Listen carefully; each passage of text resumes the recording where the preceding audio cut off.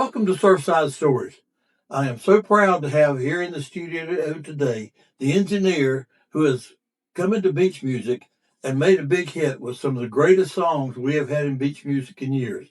The man is fabulous, and I'm lucky to be able to call him friend. Today we've got Brad Cox right here in the studio from Sin City Studios. All right. And I will tell you what, we're going to find out how he got into this, how he got into music, how he got into studio work. Brad, we know you now. Tell us where you started. What was the first time you ever sang a song, played an instrument? Just bring us up from childhood up, brother. Oh man, first time I ever sang a song. I'm trying to think back. I mean, I don't remember. I don't remember the first time that I really sang a song. But ever since I was like a young kid, pretty much preschool, I was always into music. Okay. And it's funny. I actually have a video of me when I was in preschool, first grade era. Oh, okay. Of me listening to Ghostbusters. And I have a video of me as a child, like dancing in my underwear to it. And I find like this cat in the woods. And I'm like picking it up, dancing with it, slinging the whole body of it's like flipping around. And it's hilarious. Love to see that video. Oh my gosh. I'm sure our fans that are watching today will want to be asking about that one. Yeah, it's pretty funny. So, and I even remember back then just remembering songs that would come on the radio, like Rock Me Amadeus, and I loved like Billy Joel Uptown Girl when that would come on. I remember jumping on my mom's bed, pretending the bed knob post that would come off as a microphone and dancing and singing to it. And then also in preschool, I loved Michael Jackson. I remember having a Michael Jackson shirt and a little Michael Jackson glove. So I was always really into music when I was a young kid. As a singer, I mean, that all just kind of honestly happened on accident, becoming a singer. At what age are you told the accident? Probably middle school, high school? High school. Okay. Maybe upper middle school, high school. Okay. Yeah, it was all kind of an accident. I played baseball. Wait a minute, baseball player that sings? Yeah, so I was a sports guy. So my dad used to coach college football at Guilford College in North Carolina. Very familiar with Guilford College. Yeah, in Lenore Ryan. And so yeah, he was a sports guy. And so I grew up playing basketball, soccer, with swim team, baseball, and everything like that. Played baseball all through high school. Got accepted to some prestige colleges to they were scouting me to play baseball, but ended up doing traveling baseball. It's all kind of a blur, but anyways, yeah, I fell into the music thing. A friend of mine, let's see, in middle school? No, high school, freshman year of high school. Yeah. I joined the band and at school got a snare drum, and that was not fun. I thought it was gonna be cool. I get to bang on stuff and make a bunch of noise, and it was so rigid and so structured. So I went to the pawn shop, turned in the xylophone that they made me buy, and bought an electric guitar. And from there, I never wanted to learn it, so I just used to beat on it, and it sat around in my room. And then all my friends that were actual musicians, that were guys that sat in the room day in, day night, and they always were trying to put projects together, and they put together a band, and they were like, "Hey, you want to sing?" And I'm like, "I don't sing." And they were like, "We just need you to scream and yell." And I'm like, "I could do that." Because at that point I was listening to a lot of heavy metal, and so I gave it a shot. It actually turned into something. And so I started playing in bands and traveling and going on the road with bands at 16. And it was just and my whole career was honestly an accident. So I could give you a more in-depth story, But it was a good accident. It was a great accident. Let's expand on that. Yeah, I mean, it was definitely a good accident because I always loved music growing up. But it was really hard because I did have to make that choice between going to college and playing baseball, which I mean, I was so heavy into that. It really was my life, but I had to make that hard choice, and it was kind of like my heart just said music because I think sports was just more. I loved it, but it was more my dad's thing that he Okay, really. about what age was it when you were facing this choice? That was the about Have you senior, junior year? 18, 19, senior Yeah. year. And yeah, That's a tough choice at 18, 19. it sucked. It was a bad day at my house. Was told I was going to amount to nothing doing music, and it was a horrible decision. And I need to stay in college, and I need to play baseball. But you know, I understand where he was coming from. Yeah. So if But I was you a parent, can I'd probably say the understand same it thing. being in the sports field itself. That was natural to him. Yeah. This was something new to him. Yeah, yeah. I mean, he loved music. So it was my parents that got me into the whole shag beach thing because they were shag dancers and they loved beach music. But so they were into music, but I just don't think they saw it as a career path. And you know, I always was a little different growing up listening to heavy metal. I had like pink hair, blue hair, purple hair. You know, my septum was pierced, eyebrows pierced. So that kind of went against the ultra conservative way of my family, and so they didn't quite understand it. But I made that decision because I got offered to in the band that I was in to do like a big tour that was going to take me away for 3 months. So I had to quit college. So this is your first band that you. This was actually my third band at the time. So it kind of progressed. How was it formed?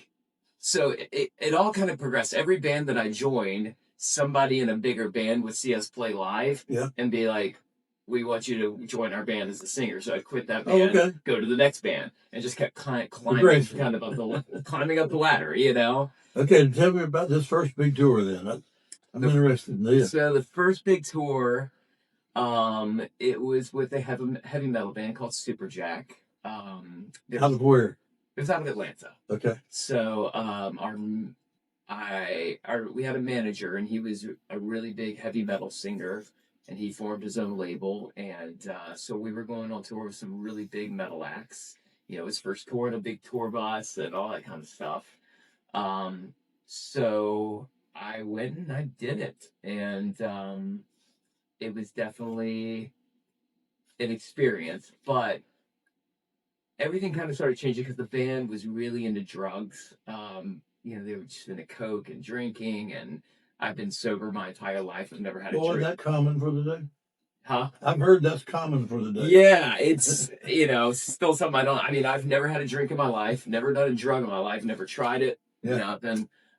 So it just was not. You're an icon, brother. I was not feeling it. So oddly enough, I had a day job. I was working at Circuit City, for all you people that remember Circuit City. Oh yes.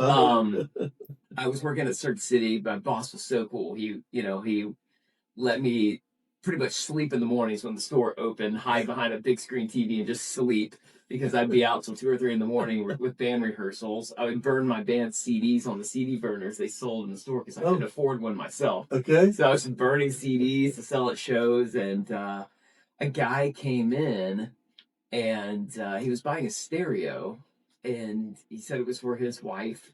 And when he just kept criticizing everything I was playing. And I was like, God, what is it? What is this guy's problem? He's such a prick, And as I was ringing him up, he gave me a Los Angeles address and a phone number. And I was like, guy's a prick. Keeps criticizing my music. I was like, what do you do for a living? He's like, it's none of your business. Ring up the stereo. I'm like, okay. I'm a persistent asshole. So as I'm sitting there constantly trying to type, I'm typing as slow as possible. I'm like, so Los Angeles, what brings you out here? My wife's out here.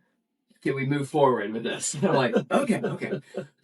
So you criticize the music and stuff. I was like, so you gotta like music or be into music. And he's like, yes, I like music. It's great. Can we just get out of here? I gotta go. I was like, I gotta know, what do you do for a living? He's like, okay, fine, I'm a music manager. And I'm like, oh, okay, I'm in a band. And he's like, are you in a band or are you in a band? I'm like, no, like a legit band. And we're going to be on tour and we're going to be in LA. And he's like, look, I don't have time for this, you know. He's like, here's my card. You can call me when you come out there. If I can make it out there, I will, whatever. Come to find out, he managed Stentable Pilots and a bunch of other big artists. Okay. And so I was like super stoked. So I called him when he came out there. He agreed to meet me for lunch. But he was like, you know, I don't think I can make it to the show tonight, but I just at least wanted to say hey and, Yeah. you know, whatever. He ended up coming to the show. And it was another one of those situations. He saw the show and he was like, quit your band. Come work with me. I'm going to put a band together around you. And so halfway through that tour, like it was just also at the time I was vegan too, still am, but Yeah. my band members, they just, between the drugs and the drinking, they never respected me. They would take my food on the tour bus, throw it out, you know. So I was hungry, I'd buy like vinyl records and stuff, and out of spite because they hated the music, they'd break them in half. And I was just like, you know what, F this, you know, these guys Yeah. are pricks. Yeah. So I called it That's a tough decision to make. yeah, it was not a fun one because the band was having a lot of success and we had a bunch of big labels interested in us at the time. And but I was like, I can't live like this. And so the last show was in Chicago, and I had a taxi waiting for me by the tour bus. And when I was on stage, that's when I announced that it was my last show. Oh. And the band was like, what? And I ran off stage as fast as I could, had myself ready to go, and the taxi jumped in because they were going to kick my ass. So I, yeah, so I took a cab, went to the airport, took an overnight flight, and flew back to Atlanta. And that's when that part of my career started. And that guy was really the one that, his name was Joe Sofio. He's the one that really started my career for me and put everything kind of behind me. And he's actually still my attorney to this day. So all these years later, I still work with him. But That's great. yeah, so he put a band together around me called Grayson Manor, and it was kind of like an 80s rock type thing. And we this leads into kind of how I got into production. We got offered a production deal, and the terms were just terrible. And even at that age, I was like, I'm not giving all my music away. Like, who is this guy? Like, I don't, you know, whatever. I was like, you know what? I'm gonna try to make a record, and if I can't do it, then we'll go do the deal. You know. So I went and bought the most basic. It was like cheap Pro Tools thing. It was called a Digi 001 for all the nerds out there that might remember that stuff. If I get nerdy, this is where the engineers want to listen, and the regular people probably want to turn your podcast off. It's new information for a lot of people. They're going to love it. So I bought a Digi 001 Pro Tools setup, you know, early years of the digital recording. And I bought the cheapest drum mic package that you could possibly buy, basically everything cheap as possible. And me and my band members, we went around and we were like, okay, we need to build like a soundproof room or something. So we went to all the construction sites around and took all their scrap wood and everything that we could find and built a room within inside a room that didn't vibrate my parents' whole house in their basement, and built this room and built a little studio and made the first record that way. And it was funny because we went back after I finished the record. Now, who you're making this record with? Your band or another? My band, yeah. And the guy that offered us a production deal, we went back and met him. He's like, I want to hear this record. And he listened to it and he was like, damn. He's like, you just gave me the biggest middle finger. He's like, this sounds incredible. And I was like, okay, maybe I'm on something here. So I really enjoyed it. And that was a new talent you just found. Yeah, it was something that I did not know that I had. And so from there, other local bands started hearing what I was doing, and they started coming to my mom's basement and making records. And then as things progressed, the manager, Joe, he got me connected with a bunch of different people in the scene. And I don't know how this all came about, but I was having dinner one night with some friends. They were watching football. I'm not a football guy. I don't watch sports on TV. So I was just sitting there hanging out, eating food at Hooters.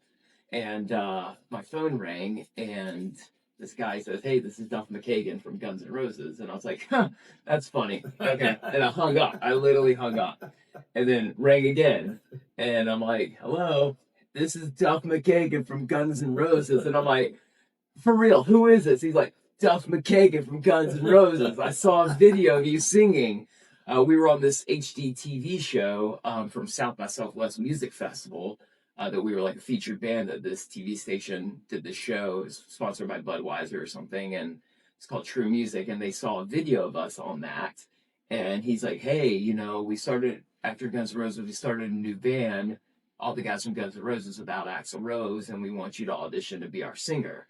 And so from there, I got the opportunity to do 3 songs with them. And then I met Guns N' Roses producer Mike Klink at that point. Okay. And their number one pick was always Scott Weiland from Stone Pilots, but he didn't want to do it. So halfway through the audition process, Scott Weiland came back and said, "I want to do the gig," which was cool. I didn't want to do it. I just kind of wanted the publicity anyways. Because I was just trying to make my own way. To be selected. Yeah. And I mean, I really thought my band was going to be it anyway. So I was just kind of like, yeah, it's cool. This is a good thing to get my band out there, And anyway, so I met Mike Klink. And from there, Mike wanted to work with me as a solo artist. And so he started connecting me with songwriters, the guys that write for like Backstreet Boys, Bon Jovi, and all those people, all the big pop rock songwriters. And I started getting a knack for songwriting and really understanding the crafting of the song. So you had not been writing up to that point? I'd done writing, but it was like heavy metal, screaming. It wasn't like trying to do like real commercial songs or anything at that point. Sorry, I feel like I'm worried, but I'm trying to just play it all back in my brain here. Oh, you're doing great. Just keep it rolling. So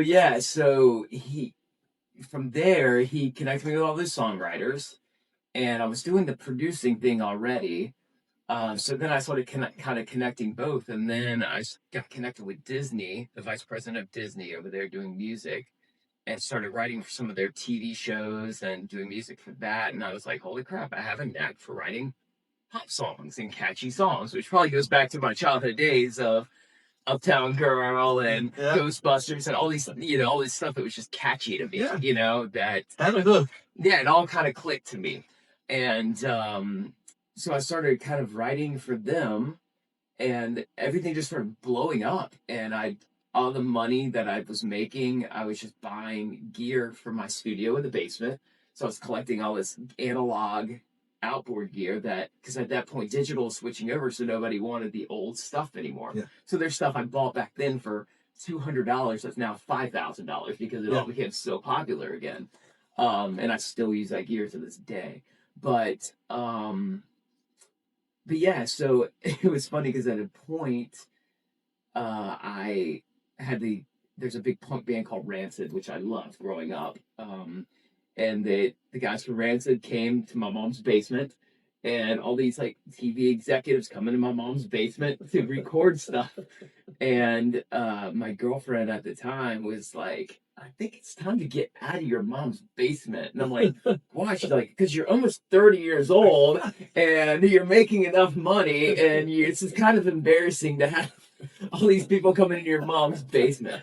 I was a cheap ass, so I didn't want to pay for a place when I had a free place that my mom cooked my food. Maybe you were more interested in the production than you were the location. Yeah, I didn't care. Common sense. Yeah, the rooms, it worked. It's like, if it ain't broke, don't fix it, And so I ended up buying an old house and gutting it and making it a studio, a place where bands could stay and shower and all that kind of stuff and sleep there while they're making a record.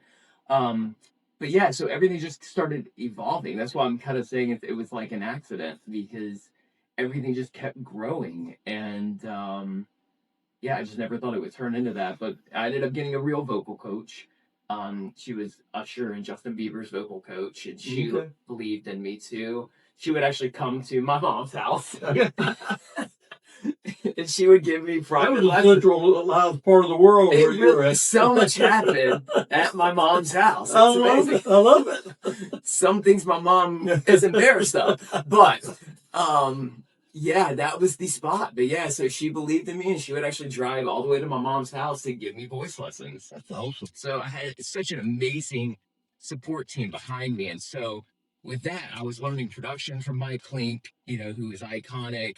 I did a record with the guy that produced all the Beastie Boys stuff. So I get to work in the Beastie Boys studio and kind of learn underneath him. And then I had Billy Falcon that writes majority of Bon Jovi songs. Took me underneath his wing. I was basically I was living with him for a while. Yeah. Because he was grooming me as a songwriter and really was awesome. I call him Uncle Billy now because he yelled at me, made me do chores. I paid my dues. I didn't care what it took. I wanted to learn and be better. And so yeah, everything just kept kind of evolving. So it was a happy accident. And you bring up singing, and it was so funny because my mom, when I was really trying to learn how to sing, and then I actually gave a crap about trying to sound good. She grew up in a choir singing and stuff like that. Beach music choir, total Southern from South Carolina, Southern Baptist. And I would go to her and I'd be like, listen how good I sound. And I'd sing to her. She's like holding her ears. She's like, Jesus, why do you sing so loud? Like, you don't sing like that's not how you're supposed to sing. And I'm like, I made a living off singing loud. So it kind of came full circle and kind of worked out. But yeah, so everything was just this happy little accident that went from just following a passion and something that I just loved that just kind of opportunities falling in my lap. And I think it's because I wasn't so hyper focused on one goal or anything like that. It was just, I just wanted to do what I love and be successful, whatever that looked like. But it sounds like you were doing the songwriting and the production growth simultaneously. Yes. Everything just kind of grew together. And, so a lot of people just, ask what my best talent is. And I think my natural talent is just my ear. I was blessed with a really, really good ear and attention to detail.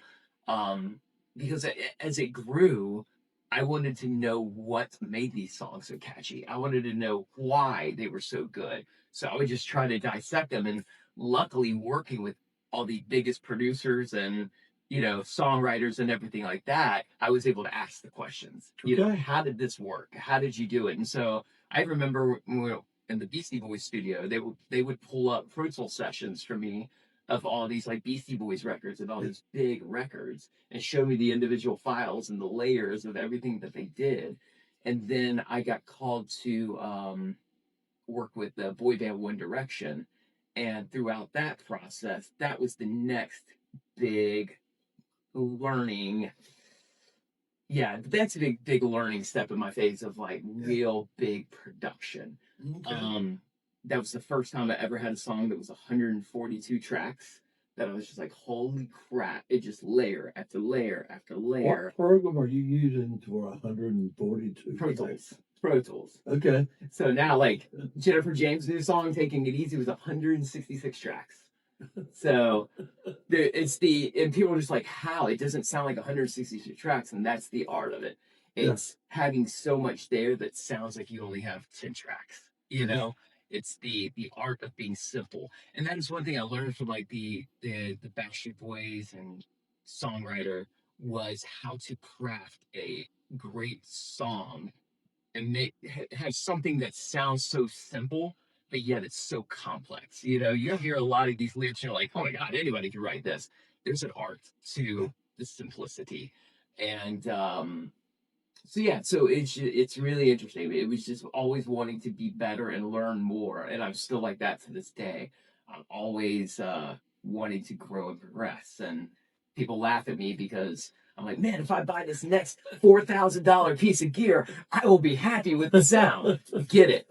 Man, this sounds incredible. Now I need that extra 3%. If I only had this, then I buy it. It's the process of always chasing the sound. And that's what I love though. It's to me that's exciting. The day I stop learning and wanting to grow is the day I just want to quit. That's well said, brother. Yeah. Well said. So, and that's for any industry, but especially in the music industry. Yes, you've always got to grow and evolve and not be afraid of new things. And with digital streaming, it's like all the older musicians complain and everything about, oh, Spotify doesn't pay this, royalties are crap, and it's like, you know what? I do very well with royalties. You got to learn how to play the game. You got to learn the system. You can't just complain. Yeah, If nobody was making money off of it, major labels wouldn't exist. Labels wouldn't exist. exactly. There wouldn't be music out there. So you're making money off of it. You just have to know how to chase it and how to do it. So yeah. So that's That's an art.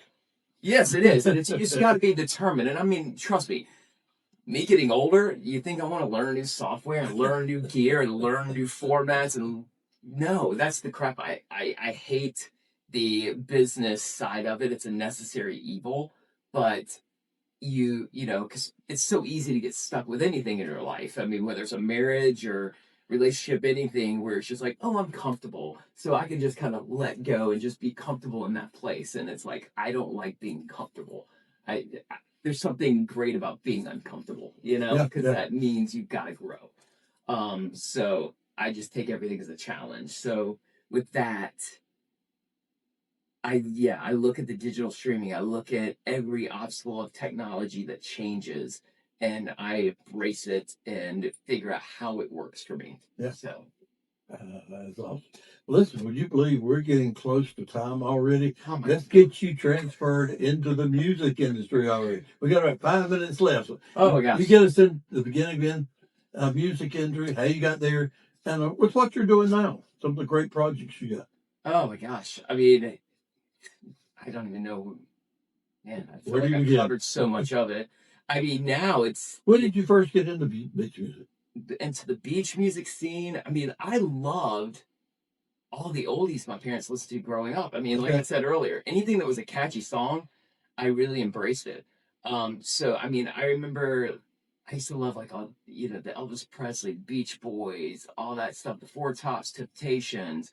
I love Dion, Frankie Ford, like Sea Cruise and all that kind of stuff. Like Yeah, I love even great names. my metal band actually covered Sea Cruise. We Really? do like a heavier punk version of Sea Cruise. Wow. So I always loved it, and I always loved Myrtle Beach. I grew up vacationing in Garden City and Surfside, and my mom would come for SOS and all that kind of stuff. So I just being around that, I embraced it. So when I moved here and started hearing all the beach music and stuff like that on the radio, I would always I'd throw on the surf. I found it right away. I'm like, oh, I was playing all the cool classic beach songs.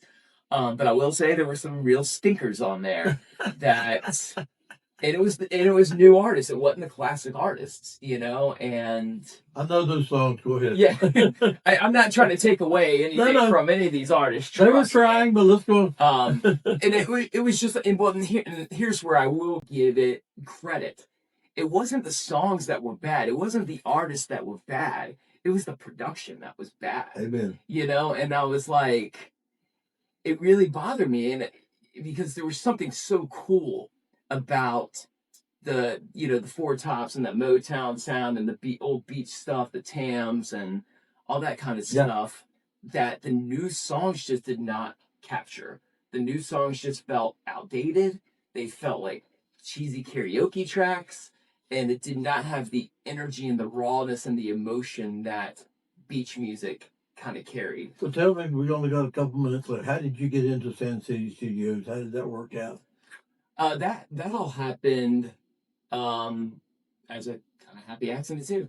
I was leasing a studio over in Sunset Beach, and the guy that was running it, some weird stuff went down with him and money, and the guy that he was renting stuff from, we were paying rent on the place, and power was getting shut off. All this weird stuff just kept happening, and the guy ended up losing the building, so we needed a new studio. And my buddy Ty that is working with me, he moved here from Washington State to work with me. I was mixing and producing stuff, co-producing stuff with him, and we really hit it off. So he moved down here to work with me at that studio, and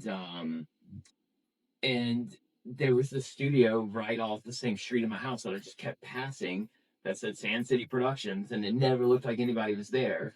And I was just like, whatever. Like I didn't even mess with it. I was just like, I'm just gonna build my own studio on the back of my property, and Jennifer kept going, why don't you just call that place by your house? And I tried calling it a couple times, never got an answer. Then I was buying sod for my yard one day, and he was talking about that he had a buddy that had a studio, and his name was Gary Lauder. And I was like, so that's who owns that place. So I hunted down Gary Lauder and hit him up and met with him. And I went in there and I was like, oh, this is a really cool spot, actually. I was like, but I don't like the gear, and like the room needs help. It's not to what I need, So I was like, maybe I'll just pay hourly or do something, here and there when I need to do a project. Yeah. So I still proceeded with building a spot at my house to mix and master and do things. And I have a studio in Atlanta too. So at that time I just kept going back to Atlanta to record everything at my studio there. And then we had another meeting with Gary because I needed to do some more projects. And he was like, you know what? Why don't we just join forces? You do what you want, rip the room apart, bring your own gear in, take mine out, whatever you need to do. I'm just going to trust you. And so that's kind of how that partnership kind of formed. Well, it has been a very good partnership, very productive for Beach Music. And I mean, we love having you as a part of Beach Music, brother. Yeah, I'm really excited about it. And I mean, the thing is like, it's really hard because I want the sound and soul of beach music to carry on. And it's because everything goes in cycles. And I'm sorry if we're running over all time. I'm the one that's running over. We're good. We're good. So if I'm late to my own thing, it's my fault. Hey, we're good. But I mean, to me, this is really important. So if I'm late, screw it. It's I think everybody's used to me being late anyways. Okay, sorry. But it's really important to me in the sense of, with beach music, every other scene and every other thing has gone through a cycle, whether it's Southern California, beach. I mean, their beach sound of Sublime and all that kind of stuff regurgitated, and it kept recycling. Every genre has recycled itself and brought new life to it, and beach music has not. It has stayed to me within the community here. And the outside people, the younger generation has not grabbed a hold of it. Okay. And I don't think, and I mean, from what I felt when I turned on the radio and hearing these great songs but bad production, that I could look past the bad production and go, these are great songs. Yeah. The average audience couldn't, it didn't stand with the times. And so what I really set out to do was to bring back the soul and the feel and the energy of classic beach music with a modern sound that will get a younger generation excited about it again, because something here was built that is so incredible, a scene that will go down in history. It's historic. And it's just sad because it's like seeing SOS dwindle each year as people pass away. My mom talking of like this big glorious thing, and me seeing like even just the years of me being here every year getting smaller. Yes. And I'm like, it's really sad to see something that somebody cares so much about die. And it shouldn't die with the people that pass. That's a great thought. What do you think is the best way we can keep this? To me, a lot of it is having good songs like you produce. Right. It expands the audience when we have those. Well, and that's exactly it. I mean, to me, it is trying to find young artists that we can, try to get that sound developed to. But if it's... I know one in particular. Okay. Perhaps, yeah, and I mean... Jennifer? You worked with her. That old lady! she's way past her prime. I'm an old hag too, but luckily it's not my face out there. But it is right now. But yeah, so it's it's just talking to we have Old Soul Cole here on 94.9 The Surf, and I was talking to him about it, and his friends, his college buddies, kind of had the same thing where they just didn't like the songs, and then they heard the new Tam song, the My True Love that I did, and they were like, "This I could listen to." Yes. Because it sounded just so what I've heard of the new Tams that you're doing, the bits I've heard of it are really good too. Yeah, so it's making where like... I tried, is that Yes, right? I tried it, yeah. So it's trying to make the sound where if it went on a playlist with other pop artists and things that are out that are current, that it fits. That it sounds competitive.